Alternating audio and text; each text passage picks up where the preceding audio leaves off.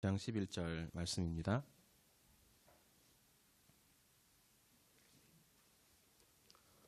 사도행전 4장 32절에서 5장 11절까지 말씀, 제가 가진 성경 신약성경 194면입니다.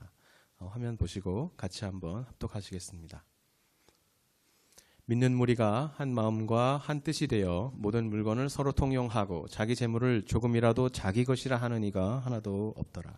사도들이 큰 권능으로 주 예수의 부활을 증언하니 우리가 큰 은혜를 받아 그 중에 가난한 사람이 없으니 이는 밭과 집 있는 자는 팔아 그 판 것의 값을 가져다가 사도들의 발 앞에 두매 그들이 각 사람의 필요를 따라 나누어 줍니다.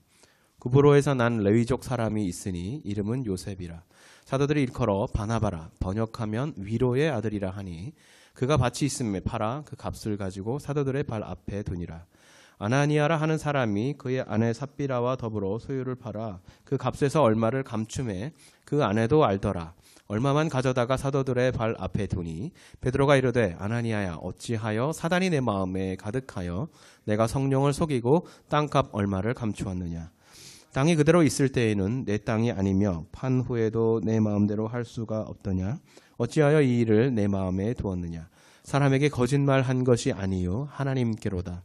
아나니아가 이 말을 듣고 엎드려져 혼이 떠나니 이 일을 듣는 사람이 다 크게 두려워하더라. 젊은 사람들이 일어나 시신을 싸서 메고 나가 장사하니라. 3시간쯤 지나 그의 아내가 그 일어난 일을 알지 못하고 들어오니 베드로가 이르되 그 땅 판 값이 이것뿐이냐. 내게 말하라 하니 이르되 예 이것뿐이라 하더라. 베드로가 이르되 너희가 어찌하여 함께 꾀하여 주의 영을 시험하려 하느냐. 보라 내 남편을 장사하고 오는 사람들의 발이 문 앞에 이르렀으니 또 너를 메어 내가리라 하니 곧 그가 베드로의 발 앞에 엎드려져 혼이 떠나는지라. 젊은 사람들이 들어와 죽은 것을 보고 메어다가 그의 남편 곁에 장사하니 온 교회와 이 일을 듣는 사람들이 다 크게 두려워하니라. 아멘. 사랑하는 성도 여러분, 지금까지 지내온 시간과 또 앞으로 살아갈 삶의 많은 날들 사이에 오늘 지금 이곳이라는 이 형편 가운데 우리가 놓여져 있습니다. 하나님께서 우리를 예배의 사람으로, 우리를 예배자로 부르시고 하나님께서 우리를 하나님께 감사드리고 하나님을 찬양하는 사람으로 부르신 자리는 바로 여기 지금입니다. 어제 성도님들이 어떤 자리에 계셨든 앞으로의 삶이 어떻게 영위되든 우리는 참으로 여전히 부족하고 여전히 문제가 많고 여전히 해결해 나가야 될 벽 앞에 서 있는 존재 같은 느낌을 언제나 받게 되겠지만, 그러나 오늘 지금 이 시간 바로 이곳에 하나님께서 예배자로 부르셨습니다. 쉽게 말하자면 나의 삶 속에서 항상 지금 여기라는 그 자리에서 하나님께 감사할 수 없다면 나는 감사하며 살 수 없고 나는 하나님과 독대할 수 없습니다. 예전에 그랬지. 앞으로는 이렇게 될 거야. 내 인생의 모든 것을 그 전과 앞을 다 소거하고 나도 남는 그 한 자리 바로 여기, 그리고 지금 이 자리가 너무나 소중합니다. 하나님께서 부르신 이 자리 바로 여기가 우리가 감사해야 할 자리입니다. 그리고 감사해야 할 이유입니다. 성령께서 교회에 강림하신 후에 교회에 나타난 현상들을 한마디로 요약하자면 연합의 사역이었다. The ministry of unification. 성도들을, 주님의 종들을, 주님의 백성들을 하나 되게 하시는 사역이었다라고 말할 수 있습니다. 제자들은 예수님의 죽음 앞에서 배신을 경험했고 부인을 경험했고 또 갑자기 찾아온 두려움을 견딜 수 없어 그 사랑하던 주님을 놓고 도망을 가야 하는 그러한 수치스러운 일들을 경험했습니다. 마치 이사야 선지자들이 예언했던 것처럼 너희는 다 양 같아서 각기 제 길로 갔거늘. 그 사랑한다고 고백하던 예수님을 십자가 앞에 혼자 남겨두고 다 자기 길로 떠나갔습니다. 어쩌면 그럴 수밖에 없는 연약한 사람들이었습니다. 지난 3년간 동고동락하며 심지어 베드로는 아무도 예수님의 몸에, 스승님의 몸에 손을 대지 못하도록 내가 지킬 것입니다 라고 맹세하고 그 삶을 송두리째 주님께 바치겠습니다 라고 맹세했던 바로 그런 사람이었는데, 예수님을 부인하고 맹세하며 부인하고 심지어 멸시하고 저주하며 부인하는 그러한 죄를 범했습니다. 그 중에 한 제자는 예수님을 꼴랑 은자 30에 팔아넘기는 죄를 범하기도 하였습니다. 이렇게 절망 가운데 버려진 공동체, 이렇게 와해되고 무너지고 분열되어 버린 공동체, 제자 공동체. 심지어 예수님께서 부르시고 예수님과 함께 다니던 그 세대에 예수님께서 이들을 사도라고 부르시기까지 했는데, 그럼에도 불구하고 완전히 무너져 버린 이 공동체, 어느 누가 다시 세울 수 있었겠습니까? 그러나 그 공동체, 아무도 아무 말도 하지 않고 그저 절망 가운데 있던 이 사람들에게 예수께서 부활하시고 다시 찾아오셨습니다. 부활하신 후에 40여일과 그들과 함께 머무시면서 하나님 나라의 일을 가르쳐 주셨습니다. 그 중에 가장 중요한 사건, 앞으로 일어날 하나님 나라의 가장 핵심적인 사건, 그것은 바로 성령께서 도래하실 것이다. 우리의 선지자들이 그토록 염원하고 바라고 소원하던 그날에 이루어질 가장 중요한 사건, 성령께서, 하나님께서 요엘 선지자의 입을 통하여서 예언하셨던 것처럼 내 남종과 여종에게, 늙은이와 젊은이들에게, 종과 주인에게 어떠한 차별도 없이 모든 이에게 하나님의 영이신 성령께서 부어주실 것이다 라고 예언했는데, 그 예언이 이제 곧 이루어질 것이다. 그것이 하나님 나라의 통치의 시작이다, 새로운 시대의 시작이다 라고 설명해 주셨습니다. 아직 그날이 도래하지 않았습니다. 이제 그날을 준비하며 기도하는 날들입니다. 그런데 아직 오순절이 이르지 않았는데도 불구하고 성령의 사역은 이미 제자들의 삶 가운데 단초로서 나타나는데, 그들이 한 장소에 모여서 한 마음으로 기도하기 시작했다는 것입니다. 성령의 연합의 사역이 이미 시작된 것입니다.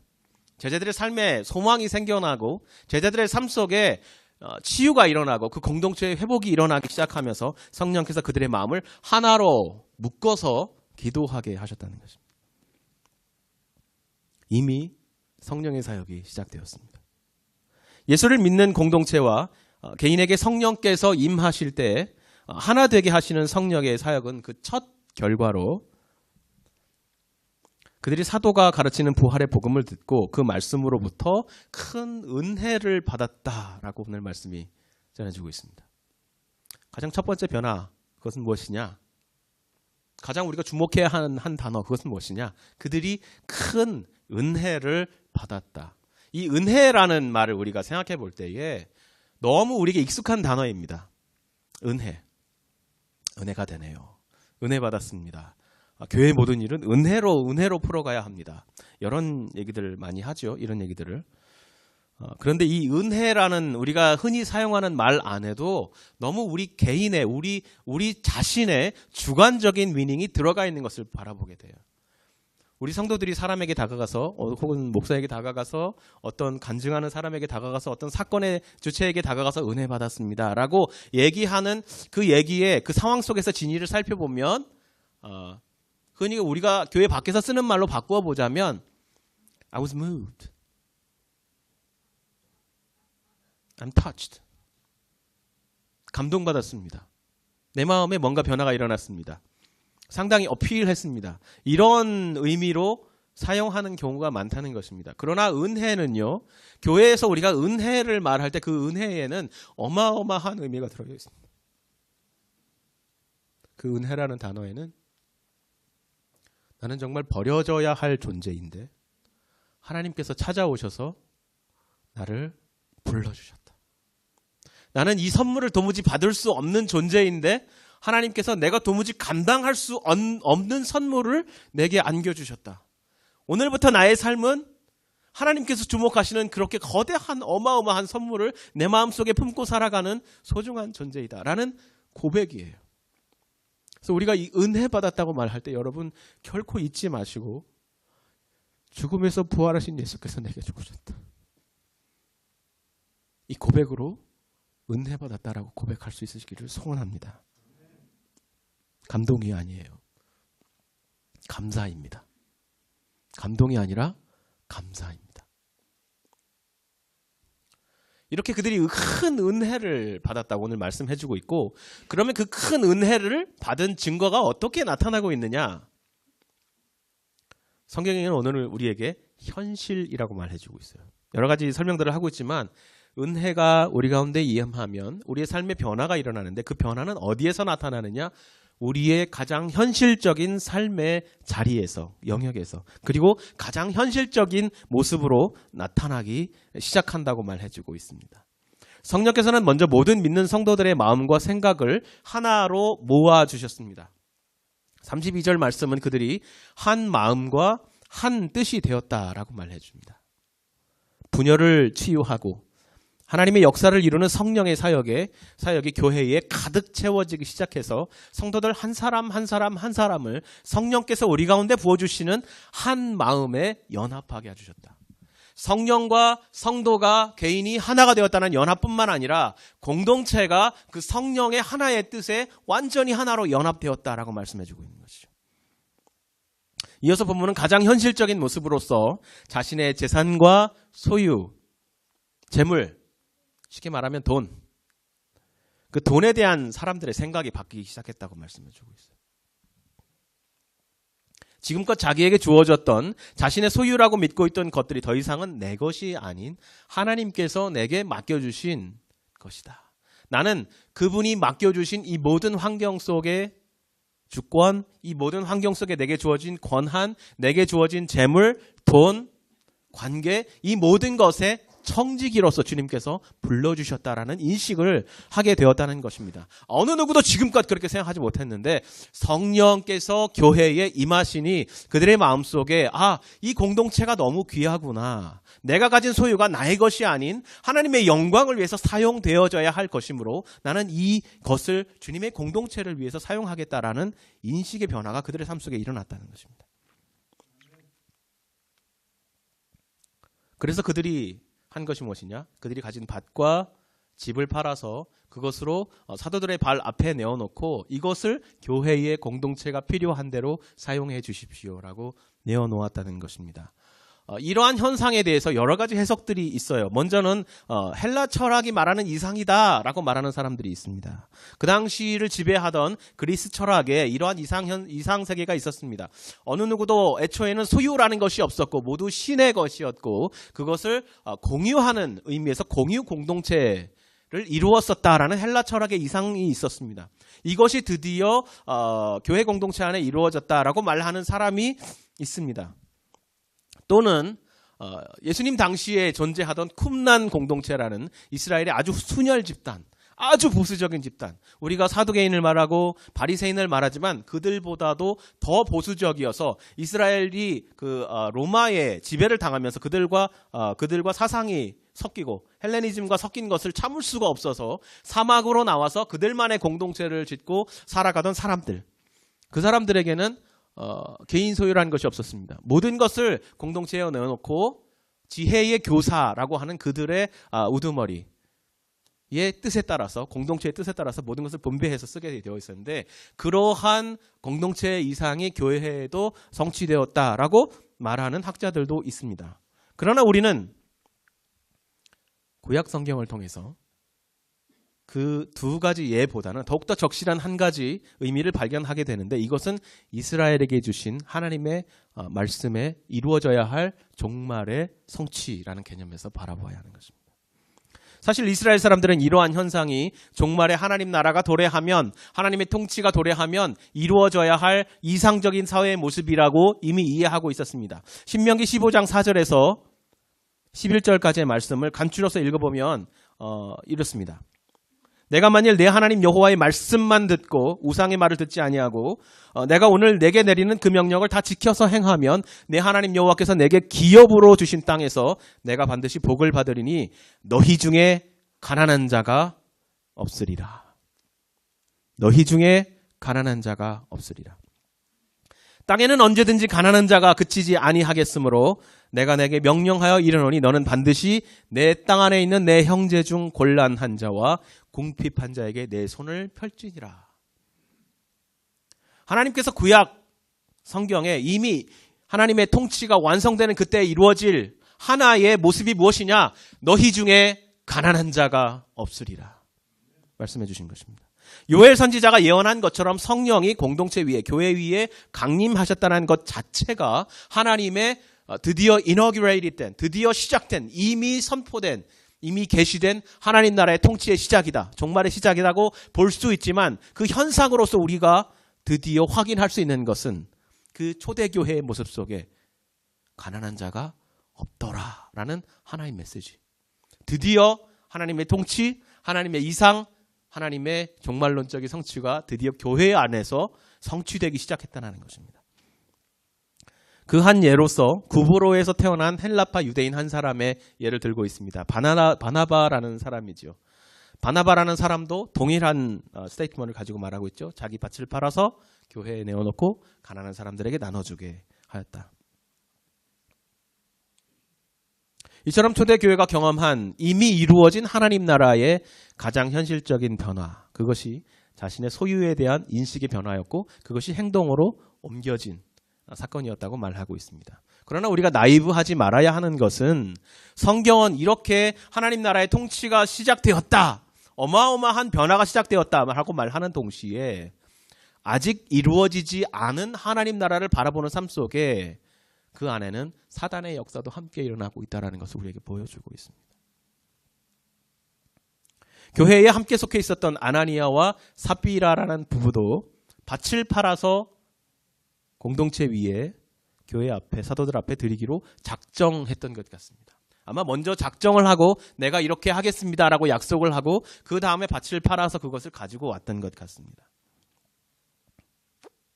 그러나 아나니아와 삽비라의 이 같은 행동은 앞서 바나바를 통해서 보여준 행동과는 좀 달랐습니다.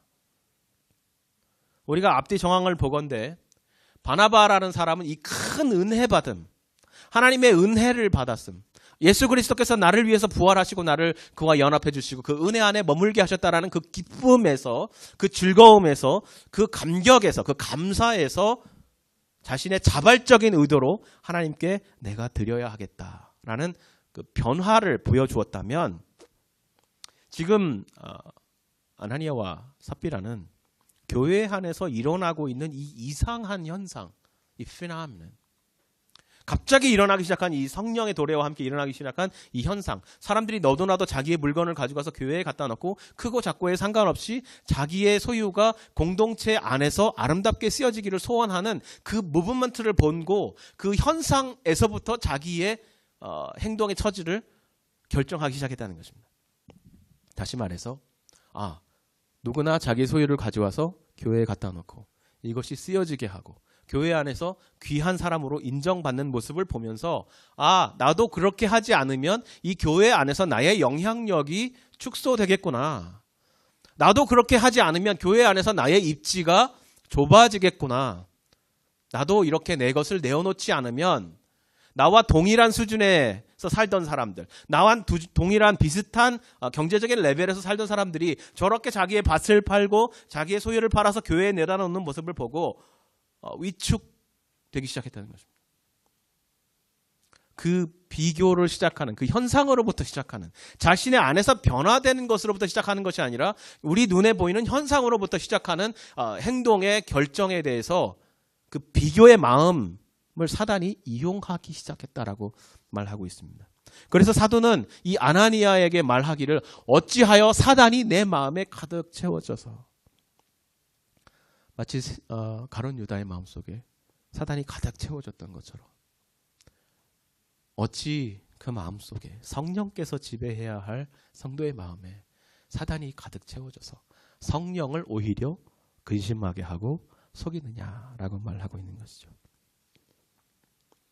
염려의 마음이었을까요? 아깝다는 마음이었을까요?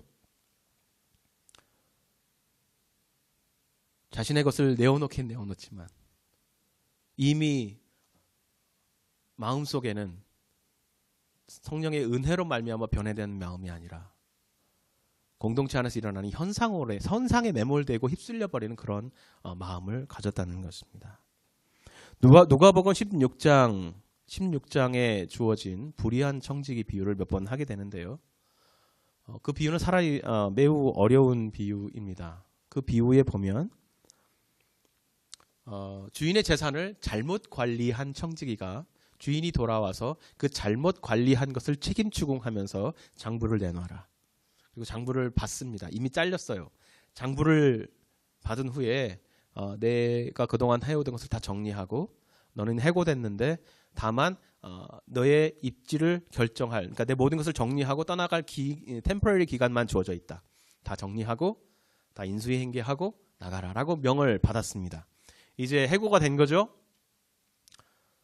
그 사이에서 지금 이 불의한 청지기가 생각을 합니다. 청지기가 속으로 이르되 주인이 내 직분을 빼앗으니 내가 무엇을 할까? 땅을 파자니 힘이 없고 빌어먹자니 부끄럽구나. 내가 할 일을 알았도다. 이렇게 하면 직분을 빼앗긴 후에 사람들이 나를 자기 집으로 영접하리라. 내 직분을 빼앗긴 후에 사람들이 나를 자기 집으로 영접하리라 하고 주인에게 빚진 자들을 일일이 불러다가 그들의 빚을 탕감하여 줬다라고 말하고 있습니다. 주인에게 얼마 빚졌느냐? 100을 빚졌습니다. 오케이. 그러면 20을 지우고 80이라고 쓰라. 주인에게 얼마를 빚졌느냐? 50을 빚졌습니다. 혹은 뭐 얼마를 빚졌습니다. 그 중에서 얼마를 탕감하여 주고. 주로 주인에게 돈을 갚을 때에, 빌린 자가 갚을 때에 갚아야 되는 이자에 해당하는 부분, 그 부분을 지금 이 청지기가 감해 준 것입니다. 보통의 경우에 그 이자에 해당하는 부분은 주인에게 들어가는 것이 아니라 이 청지기의 파켓으로 들어가는 부분이었어요. 그래서 그 부분을 자기가 이거는 내가 받지 않을 테니까 이만큼을 지우고 원금만 주인에게 돌려갚아라. 이자라고 얘기하지만 이자가 상당히 큰 것을 볼 수 있죠. 100에 20이면 상당히 크죠. 아주 고리대입니다. 그 부분을 감해주면서 원금만 갚고 돌아가라. 내가 해결해 주겠다. 그래서 이것으로 인해서 그 종의 명예가 그 세대에서 갑자기 확 올라가게 되는 것이죠. 그래서 그 당시 사회는 누군가에게 내가 혜택을 입으면 반드시 갚아야 하는 불문율이 정해져 있던 시대였습니다. 그렇기 때문에 내가 이들에게 은혜를 갚았기 때문에 이후에 내가 잘리더라도 이들이 반드시 나에게 돈을, 여기에 해당하는 준하는 돈을 빌려주어서 나로 하여금 살아갈 수 있게 해줄 것이다 라는 자기의 안전장치를 만들어 놓는 그러한 행동을 한 것입니다. 그러나 어떻게 보면 지혜롭거든요. 이 세상의 지혜의 가치관으로 보자면 아주 지혜로운 행동을 한 종입니다. 그러나 주님께서는 이러한 행동에 대해서 책망하고 있어요. 뭐라고 말씀하시냐면 지파인이 두 주인을 섬길 수 없나니 너희는 하나님과 재물을 겸하여 섬길 수 없느니라. 하나님과 재물을 겸하여 섬길 수 없느니라. 아나니아와 삽비라의 이 마음도 아마 그 지혜로운 마음의 발동이었을 것입니다. 내가 하나님께 드릴 만큼을 교회에 드려서 교회에서 나의 입지를 견고하게 하고 그리고 나머지를 잘 챙겨서 그 다음에 살아가는데 부족함이 없도록 내 사업에 안전장치를 두도록 하자. 이 물질이 나를 안전하게 보호해줄 수 있는 최소한의 미니멈의 세큐리티를, material security를, financial security를 디바이스 해놓고 장치해놓고 그래놓고 신앙생활을 하도록 하자. 양다리를 걸치면서 세상과 하나님을 같이 섬기면서 살아가도록 하자라는 마음을 가졌을 때에 그것을 기뻐하지 않으셨다고 말해주고 있습니다. 물론 이 시대에 이 초대교회에 일어난 이렇게 모든 것을 재물을 내어놓고 공유하던 그런 모습은 사실은 오래 가지 않았어요. 항상 그렇지는 않았습니다. 하나님께서 이 초대교회에 성령이 부어지고 은사가 나타나고 변화가 나타난 모든 사건들이 사도시대 안에 보여주셨던 하나의 이상적인 모습을, 마지막에 이루어지실 모습에 대한 그림으로 보여주셨다면 지금 이 공동체의 모습도 그러했을 것이라고 생각됩니다. 아직 연약한 우리들의 모습이죠. 우리 안에 있는 이 모습들이 여전히 있죠. 우리도 언제든지 그 financial security를 항상 고민하면서 우리의 안전을 어디에 둘 것인가 고민하면서도 우리의 삶의 근본적인 가치를 어디에 둘 것인가, 이 근본과 우리 현실의 사이에서 항상 양쪽에 다리를 두고 있는 것이 우리의 연약한 모습입니다. 그러나 우리가 성령께서 하나님께서 우리로 하여금 굶으라고 말씀하고 계시고 우리로 하여금 우리의 모든 소유를 부정하고 들어와 새로운 이 땅에 알지 못하는 새로운 공동체를 구성하여라 이런 말씀을 주시는 것이 아니기 때문에 오늘날 우리가 지혜를 가지고 이것을 바라보아야 하는 것이 우리 가운데 주시는 성령의 깨달음은 어디에 있느냐. 우리가 어디로부터 시작해서 우리의 행동의 변화를 일으키느냐. 큰 은혜. 우리 가운데 하나님이 가져다 주신 그 큰 은혜에 대한 인식이 언제나 떠나지 않고 내 안에 있느냐. 오늘 성령께서 그 질문을 우리에게 던지고 있는 것입니다. 큰 은혜. 너무 익숙해져 버린 그 단어. 너무 익숙해져 버린 그 말. 은혜 받았습니다. 나는 은혜 받은 사람입니다. 그리스도인이기 때문에 너무 익숙해지신 하나님 감사합니다. 일상적인 표현들. 하나님 감사해요. 아, 그게 감사하죠. 대화 가운데서도 누군가 나를 칭찬하면 아유, 하나님께 감사할 일이죠. 너무 익숙해져 버렸지요. 우리의 겸양을 드러내는 모습 같지만 한 번씩 이렇게 감사의 계절이 되면 너무 얼마나 감사합니까? 이렇게 한 번씩 감사의 계절이 되어서 우리 자신을 참된 감사인가, 내 삶이 참된 은혜에서 시작하고 있는가를 점검할 수 있게 해주신다는 것입니다. 아나니아와 삽비라를 좀 더 살펴보죠.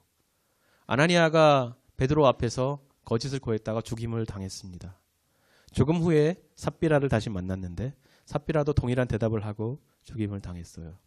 부부는 일심동체라지만 아나니아와 삽비라의 모습에서 우리가 발견하는 것은 악한 연합이에요.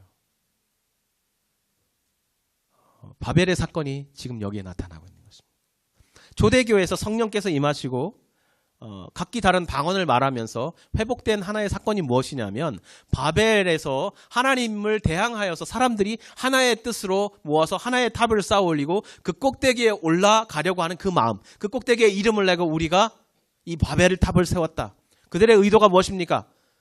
노아의 홍수 심판으로 인하여서 물을 두려워하게 된, 물에 대한 트라우마가 있는 사람들이 그 탑을 쌓고 끝끝에 올라가서 심지어 하나님이 또다시 심판할지라도 그 비가 다 그친 후에 우리는 그 탑 꼭대기에서 아래의 물을 바라보며 우리가 하나님을 이겼다라고 말하고 싶어하는 사람의 그 악한 심정, 그 악한 연합, 악한 하나됨, 그것에 대해서 하나님이 기뻐하지 않으시고 그들의 언어를 혼동하게 하시고 흩어지게 하셨다 말하고 있는데 지금 이 아나니아와 삽비라의 마음 안에 그 바벨의 현상이 나타나고 있는 것입니다. 하나님을 속이고 하나님을 대적하여서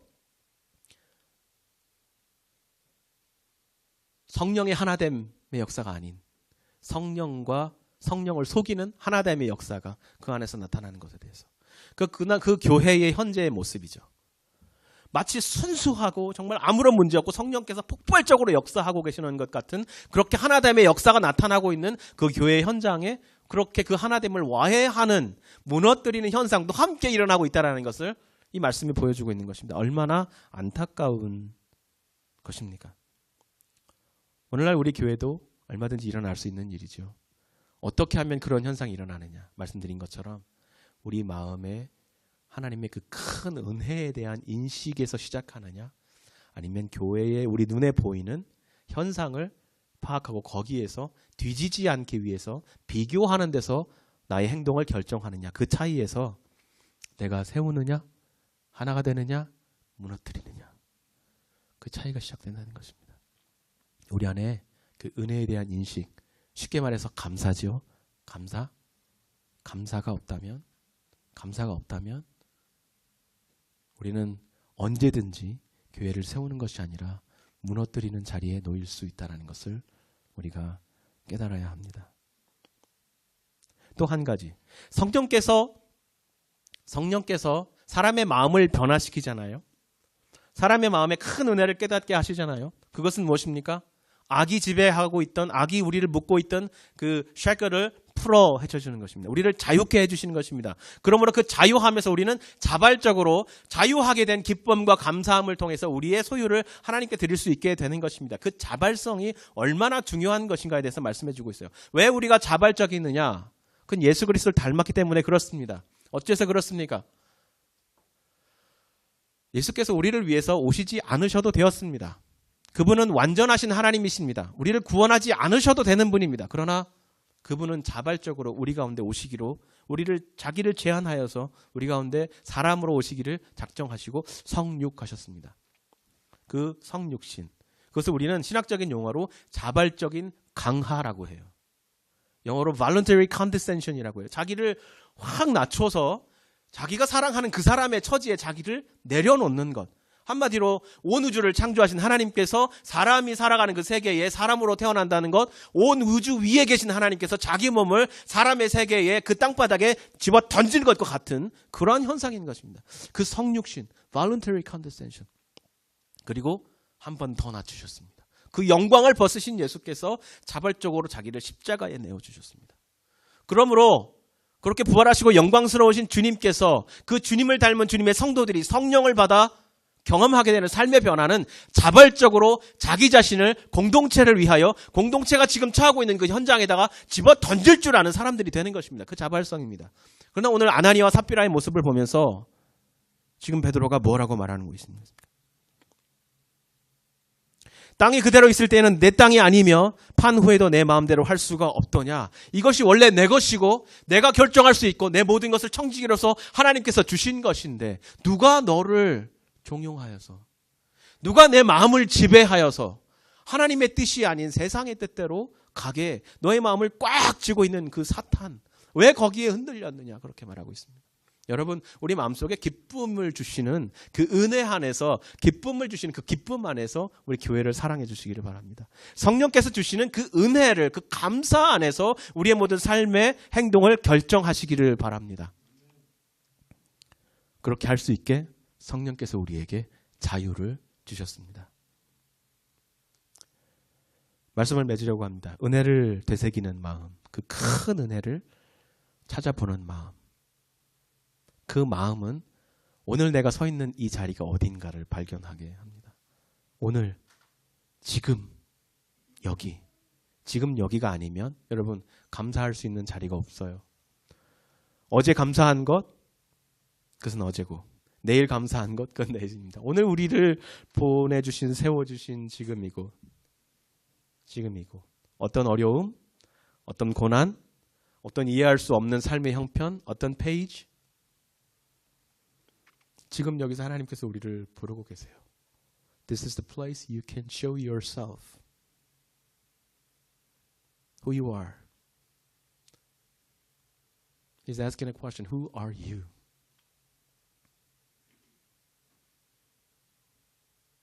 As Josh 전도사님 preached to us, nothing can separate us from the love of God in Jesus Christ. 예수 그리스도의 그 큰 은혜의 사랑을 우리에게 선물로 주셨고 도무지 받을 자격이 없는 우리에게 주신 그 선물을 우리 마음속에 그 생명을 가지고 가는 그 인식을 지금 내가 인식하지 못한다면 지금 내가 그 큰 은혜를 느끼지 못한다면 여러분 모든 것을 다 잃어버린 사람입니다. 하나님 앞에서 그 큰, 그 소중한 인식 잃지 마시기 바랍니다. 에베네셀의 하나님. 지금 여기까지 인도하신 하나님. 지금 하나님을 만났을 때 그 자리에 단을 쌓는 그 믿음. 야곱이 도망가다가 하나님을 만나고 그 자리에 잠에서 깨어서 담을 쌓고 베델이라고 이름하였습니다. 하나님의 집이다. 여기가 하나님의 집이다. 전쟁에서 승리한 이스라엘 백성이 그 자리에 단을 쌓고 에벤에셀이라고 말하면서 앞으로 걸어가야 할 광야의 여정이 아직도 많이 있지만 우리는 지금 여기까지 인도하신 하나님을 찬양한다. 그저 감사만 할 수 없는 지경이었죠. 많은 자신들의 동료가 죽었습니다. 전쟁에서. 아주 슬픔과 전쟁의 이김의 감격이 함께 있는 곳인데 그 자리를 그 믹스처된 감정을 하나님께 표현하면서 뭐라고 표현했습니까? 여기까지 하나님이 인도해 주셨다.